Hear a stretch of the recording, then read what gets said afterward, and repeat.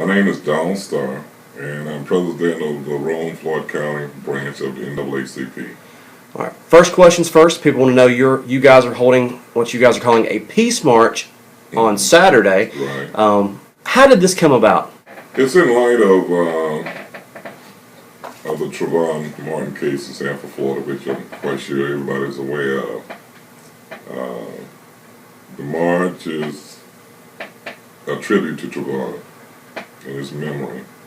And it's not to argue, not to highlight the verdict of the jury, because that's done. But the march is to put emphasis on this injustice and to call and urge the Department of Justice to intervene and to charge George Zimmerman with violation of Trayvon's civil rights. The Supreme Court doesn't allow even our police department to profile people.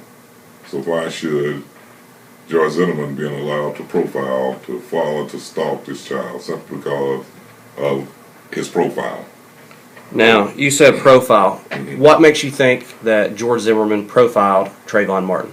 Because George Zimmerman picked Trayvon Martin out because of what he had on, and he admitted that he looked suspicious because he had this hoodie on, and he was walking in the neighborhood, and he admitted that there were African American males that had committed some break-ins in that neighborhood, and he was a neighborhood watch captain. Martin met a certain profile, African American male with hoodies on, so he stalked him, he followed him, he confronted him, and caused his death. My question is, if the burglaries had been done by African American males wearing hoodies, is that profiling or going after someone that fit a description of previous burglaries? Going after someone fitting a previous description, profiling. You said he stalked him.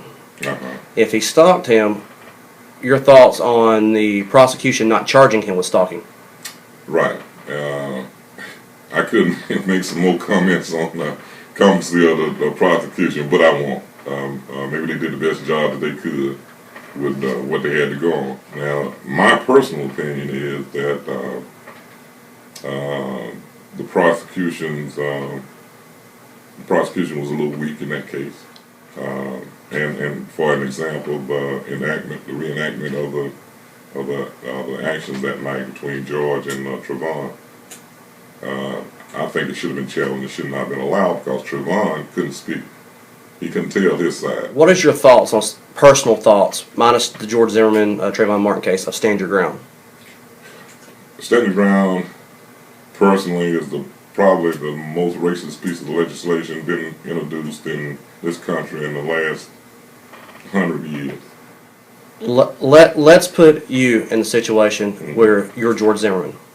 Let's say you're walking down Broad Street or in your neighborhood and an altercation occurs.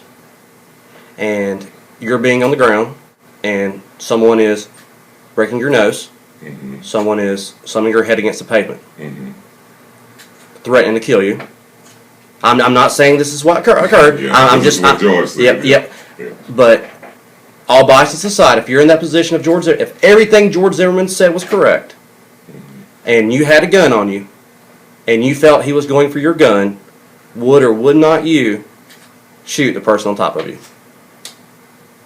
I'm gonna back up some. Okay, if you're going with what George Zimmerman said,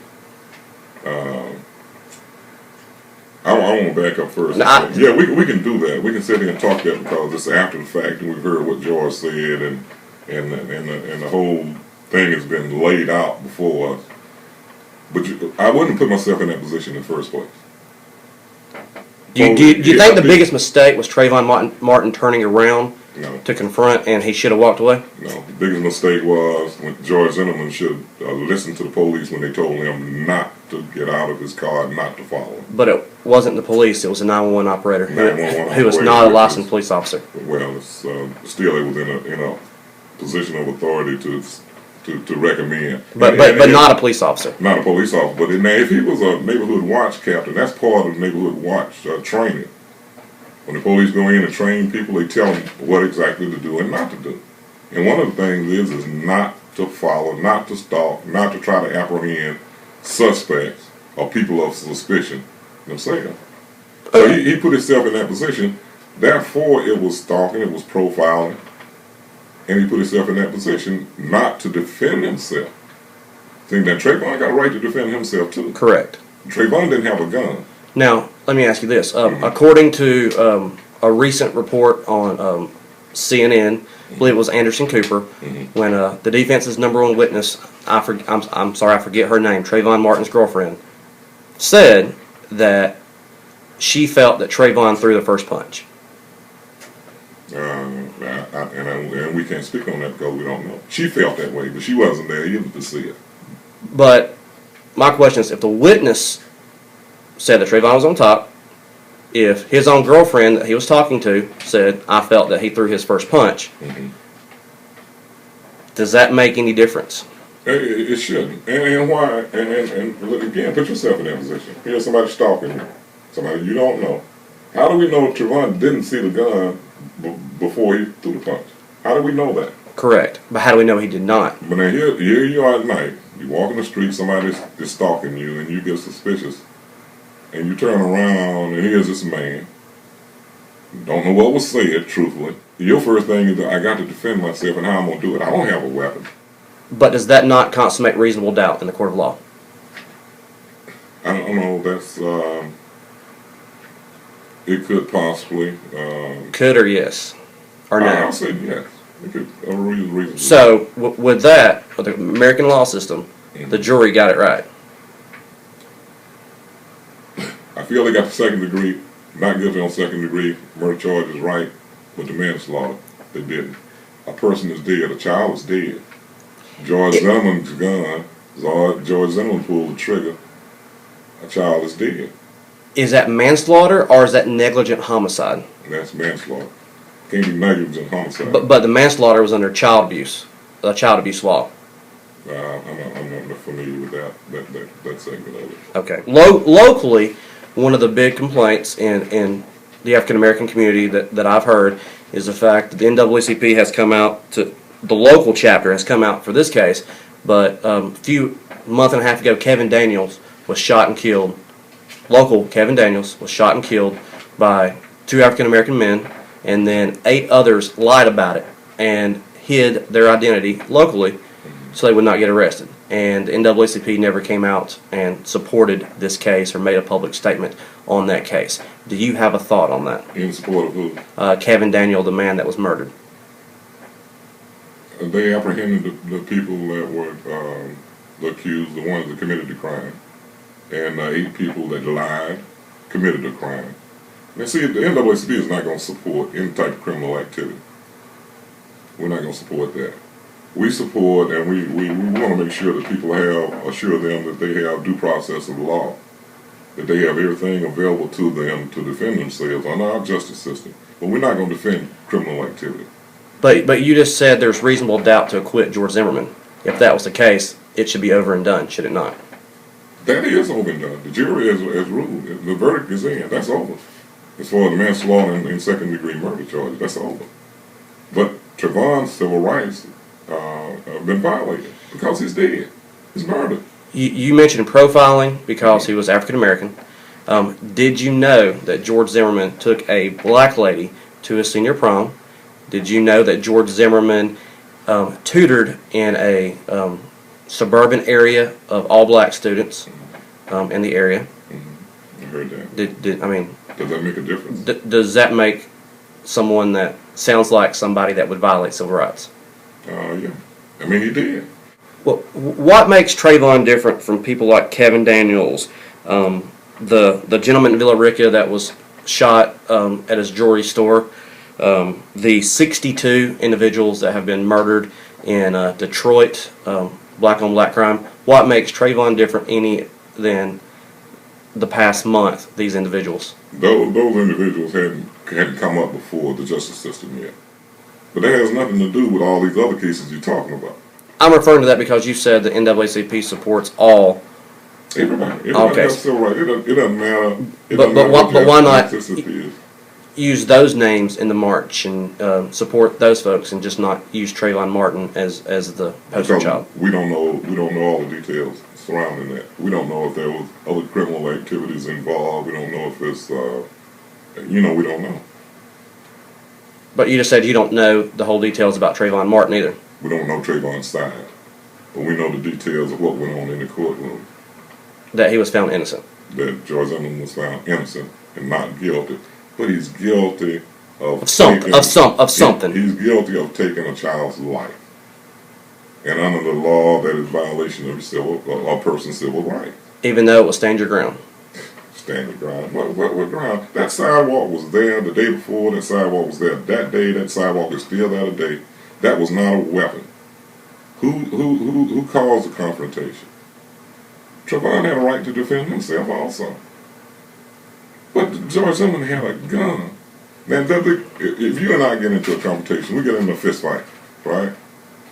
I'm getting beat up. Does that give me the right to shoot and kill you? If your life, I'm just getting. I mean, you're getting the best of me. If you want, if you want to make it that, we can make it that simple. But that doesn't give me the right to kill you. Unless you're, especially if I caused it. Even if your life threatened Threatened from what? He didn't have a gun. Now, if both of them had a gun, the story may have been different. But they didn't. George had the weapon. Do you not think that your head getting smashed into a curb could kill you? I've seen people fight and get their head bashed on the sidewalk and they didn't die. But do you think it could kill you? Could possibly.